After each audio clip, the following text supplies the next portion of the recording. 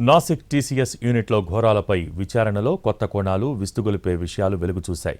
బాధితులను, ఇతర మహిళా ఉద్యోగుల్ని నిందితులు సోషల్ మీడియాలో వేధించేవారని దర్యాప్తులో తేలింది.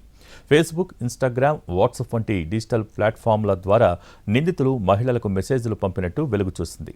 మహిళా ఉద్యోగులకు పంపిన ఆడియో, అసభ్యకరమైన కామెంట్స్, అభ్యంతరకరమైన వీడియోలను పోలీసులు పరిశీలిస్తున్నారు. ఒక నిర్దిష్ట మతపరమైన ఎజెండాతో నిందితులు ఆఫీసులోని మహిళా ఉద్యోగుల పట్ల అకృత్యాలకు పాల్పడ్డారా అనే కోణంలో ఎంక్వైరీ కొనసాగుతోంది.